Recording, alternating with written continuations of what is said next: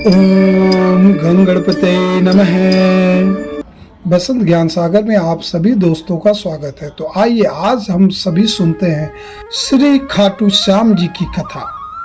महाभारत काल में लगभग 5,500 वर्ष पहले एक महान आत्मा का अवतरण हुआ, जिसे हम भीम पौत्र बर्बरिक के नाम से जानते हैं।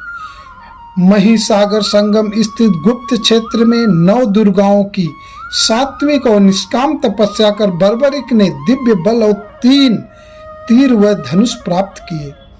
कुछ वर्ष उपरांत कुरुक्षेत्र में उपलब्ध नामक स्थान पर युद्ध के लिए कौरव और पांडवों की सेनाएं एकत्रित हुई। युद्ध का शंखनाद होने ही वाला था कि यह वृतांत बर्बरिक को ज्ञात हुआ और उन्होंने माता का आशीर्वाद ले युद्ध भूमि की तरफ प्रस्थान किया। उनका इरादा था कि युद्ध में जो भी हारेगा उसकी सहायता कर। भगवान श्री कृष्ण को जब यह वृतांत ज्ञात हुआ तो उन्होंने सोचा कि ऐसी स्थिति में युद्ध कभी समाप्त ही नहीं होने वाला। अतः उन्होंने ब्राह्मण का वेश धारण कर बर्बरिक का मार्ग रोककर उनसे पूछा कि आप कहाँ प्रस्थान कर रहे हैं।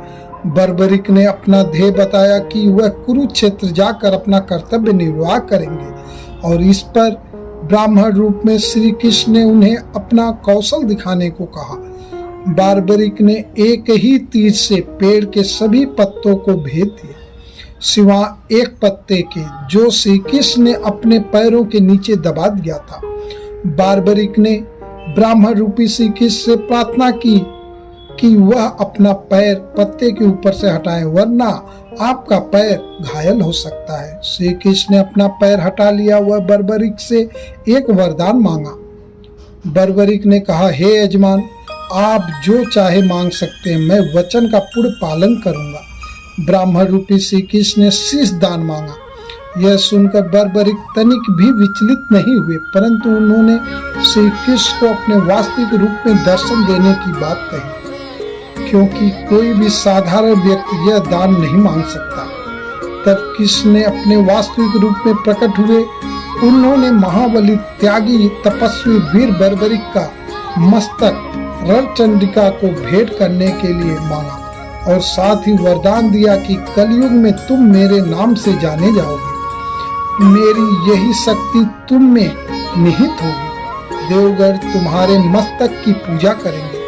जब तक यह पृथ्वी, नक्षत्र, चंद्रमा तथा सूर्य रहेंगे, तब तक तुम लोगों के द्वारा मेरे श्री श्याम रूप में पूजनीय रहोगे। मस्तक को अमृत से सींचा और अजर अमर कर दिया। मस्तक ने संपूर्ण महाभारत का युद्ध देखा एवं युद्ध के निर्णायक भी रहे। युद्ध के बाद महाबली बर्बरिक कृष्ण से आशीर्वाद लेकर अंत ध्यान हो गए। बहुत समय बाद कलयुग का प्रसाद बढ़ते ही भगवान श्याम के वरदान से भक्तों का उद्धार करने के लिए वह खाटू में चमत्कारी रूप से प्रकट हुए।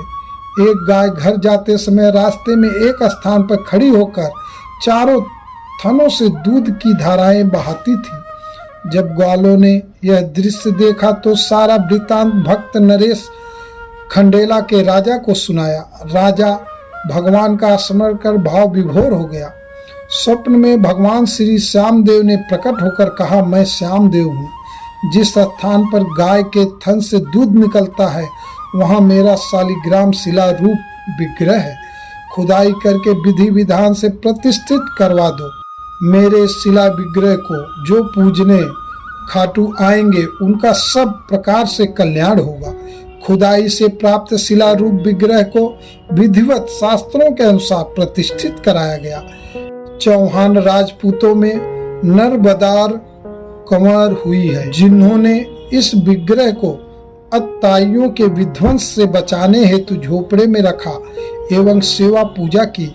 औरंगजेब के शासनकाल में पुराने मंदिर का विध्वंस हो गया तथा उसके बाद जहां भगवान श्री श्याम देव का विग्रह प्रतिष्ठित किया गया वह आज भी विद्यमान है, जहां देश के सभी कोने कोने से श्याम प्रेमी पूजा अर्चना एवं दर्शनार्थ आते हैं। अब नर्मदा कंवर के खानदान के ही चौहान राजपूत पुजारी हैं।